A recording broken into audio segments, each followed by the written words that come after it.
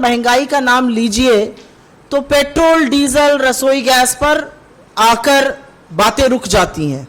हाहाकार उस पर मच जाता है। 1000 रुपए का रसोई गैस है, 100 के पार पेट्रोल है, 90 का आंकड़ा डीजल क्रॉस किए हुए कई जगहों पर। तो हाहाकार उस पर मचता है और इस मंच के माध्यम से भी हम लोगों ने कई बार सोती हुई सरकार को जगाने का प्रयास किया है। लेकिन वस्तुतः स्थिति जो है वो और भी शर्मनाक है और समझ में नहीं आता ये सरकार ऐसा क्यों कर रही है। अमृतकाल कहा जाता है बार बार। मोदी जी या उनके मंत्रियों से जब बात करिए तो वो कहते हैं अमृतकाल है।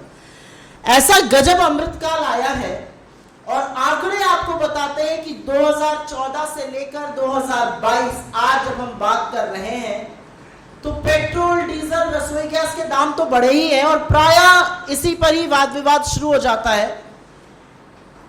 दाम सबसे ज्यादा बढ़े हैं आटे के, चाय पत्ती के, सब्जियों के, खाने के तेल के, दूध के।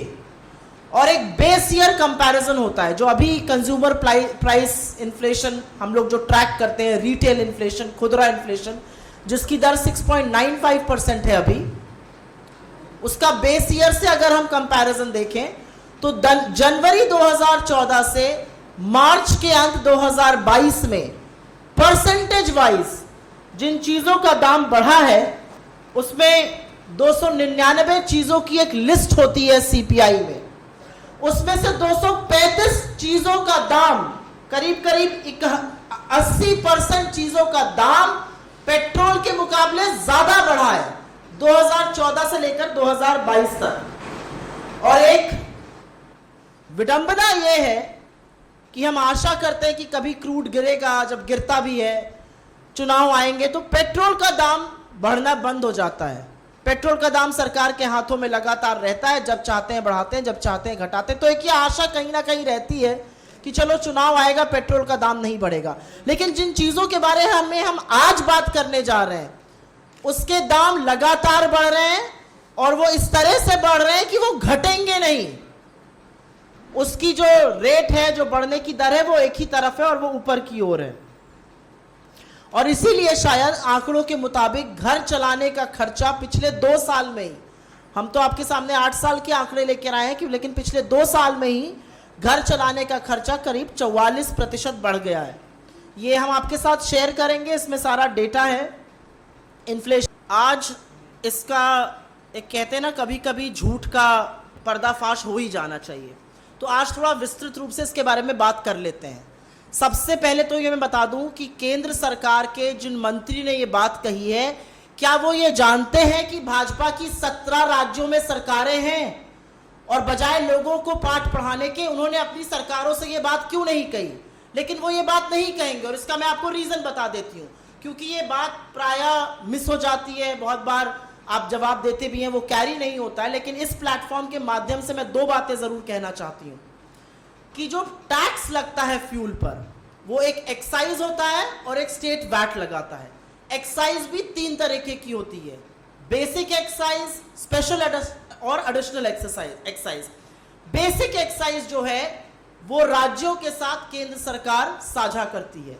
इस सरकार ने 13 बार एक्साइज ड्यूटी बढ़ाई थी, लेकिन सारे बार प्रायः वो एक्साइज ड्यूटी स्पेशल और एडिशनल बढ़ाई गई जो राज्यों के साथ साझा नहीं की जाती है। पहली बात वो वाला उसका कंपोनेंट बढ़ाया गया जो केंद्र सरकार सिर्फ और सिर्फ अपने लिए लगती है।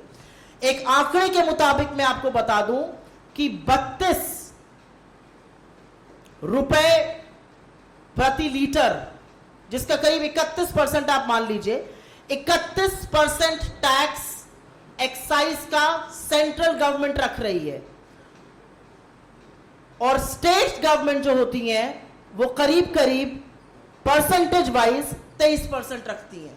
लेकिन इसमें भी एक सच छुपा हुआ है जिसके बारे में बात नहीं होती है। जो वैट होता है वो एड वैलोरम टैक्स है। मोटे तौर पे अगर मैं बोलूं 100 रुपए का पेट्रोल है तो 31 रुपए केंद्र सरकार रख रही है, 26 रुपए 23 रुपए राज्य सरकारें बना रही हैं। 23% है। अगर 1 लीटर पेट्रोल पर 31 रुपए केंद्र सरकार सिर्फ अपने लिए रखती है, 23 रुपए राज्य सरकार रखती है। लेकिन वो 23 रुपए केंद्र के टैक्स पर निर्भर है। अगर केंद्र एक्साइज कम करेगा, क्योंकि वो एड वलोरम टैक्स है, तो अपने आप स्टेट्स का शेयर भी कम हो जाता है, क्योंकि स्टेट्स का वैट 3 चीजों पर निर्भर करता है, डीलर प्राइस पर, डीलर कमीशन पर और सरकार के एक्साइज पर। तो अगर सरकार का एक्साइज जो 31% है टैक्स, फ्यूल टैक्स का, अगर वो कम होगा तो अपने आप वैट भी, क्योंकि वो एड वलोरम टैक्स है, कम हो जाता है।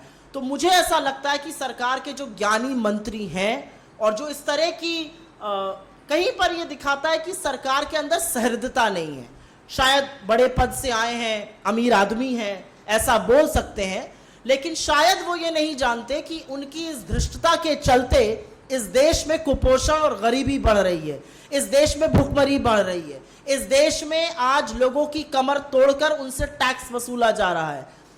26 लाख करोड़ रुपए सिर्फ और सिर्फ केंद्र सरकार ने एक्साइज ड्यूटी से पिछले 8 साल में कमाए हैं।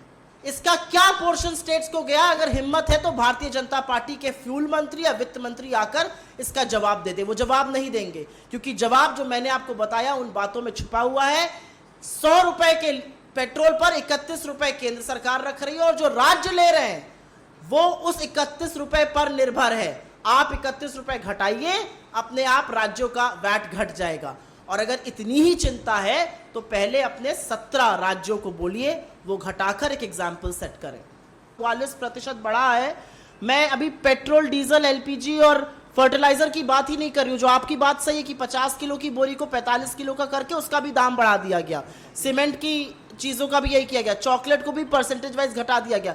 मैं तो अभी उन चीजों की बात हम यहां से आज इसलिए जरूरी करना चाह रहे हैं क्योंकि बहुत बार जब विस्तृत चर्चा होती तो उसमें कहीं पर यह शायद मिस हो जाता है कि तेल, घी, मसाले, आटा, इन सब के दाम, दवाइयों के दाम, अस्पताल में इलाज कराने का दाम कितना बढ़ता जा रहा है। So we wanted to keep the focus squarely on running the household, and which is why we perhaps did not talk about the percentage drop or increase, but from this very platform we've addressed those issues. But yeah, it's a point well taken. The problem BJP के साथ ये है, सबसे बड़ी समस्या, कि कोई भी व्यक्ति जो उनको सही सलाह दे सकता है या जो उनको आईना दिखा सकता है, उनके पीछे या तो मंत्री पड़ जाते हैं या बेलगाम प्रवक्ता पड़ जाते हैं या उनकी ट्रोल आर्मी पड़ जाती है। मुझे लगता है रघुराम राजन ने आज नहीं, आरबीआई गवर्नर रहते हुए भी इस सरकार को आईना दिखाना चाहता, और सिर्फ उन्होंने ही नहीं, ऐसे तमाम लोग थे जिन्होंने इस सरकार का दामन और इस सरकार का साथ इसलिए छोड़ा। और आज आपने सुना नीति आयोग में भी फेरबदल हुआ है, अरविंद पाणागरिया हो गए, अरविंद सुब्रमण्यम हो गए, विराल आचार्य हो गए, उर्जित पटेल हो गए, रघुराम राजन हो गए। ऐसा क्यों है कि जिन लोगों को, जिन नामों को वैश्विक स्तर पर शायद एक अथॉरिटी माना जाता है अर्थशास्त्र और इकोनॉमी पर, उनको ये सरकार बर्दाश्त नहीं कर पाती है, क्योंकि इस सरकार को जो भी आईना दिखाएगा उसी से इनको आपत्ति है। इन्हीं की तरह विभाजन की, इन्हीं की तरह द्वंद्व की, इन्हीं की तरह हिंसा की, नफरत की बात करते रहिए तो आपकी दुकान चलती रहेगी। लेकिन इतने सारे अर्थशास्त्रियों का इस सरकार के 8 साल के कार्यकाल में छोड़ के जाना अपने आप में सबूत है कि जिन लोगों को इन्होंने लाकर पदों पे बिठाया वो भी छोड़कर चले गए, क्योंकि शायद जमीर गवारा नहीं करता है। मुझे लगता है रघुराम राजन जी ने जो बात कही है वो 100% सही है। आज भारत की जो छवि वैश्विक स्तर पर धूमिल हो रही है, आज भारत की जो छवि इन्वेस्टर कम्युनिटी में धूमिल हो रही है, आज भारत की जो छवि है उसके चलते भारत के तमामों एचएनआईज, तमामों उद्योगपति भारत में पैसा ना लगा के वैश्विक स्तर पे बाहर की जगहों पर जाकर क्यों लगा रहे हैं, इसका जवाब शायद रघुराम राजन जी की बातों में है। आज क्या यह सरकार इस बात का जवाब दे सकती है कि आपके सामने शायद सच ना बोल पाते हो उद्योगपति, क्योंकि आपकी एजेंसीज जाकर उनको प्रताड़ित करती हैं, लेकिन तमामों ऐसे एचएनआईज हैं जिन्होंने, और ये सदन में भी डेटा प्रस्तुत हुआ है, जिन्होंने इस देश के शोर्स को छोड़कर बाहर इन्वेस्टमेंट करना ज्यादा बेहतर समझा है। तो जो जिस तरह की नफरत और हिंसा की आग आप लगा रहे हैं देश में, उसका यह साफ नतीजा है। इस देश को आज इन्वेस्टर सुरक्षित नहीं महसूस करता है।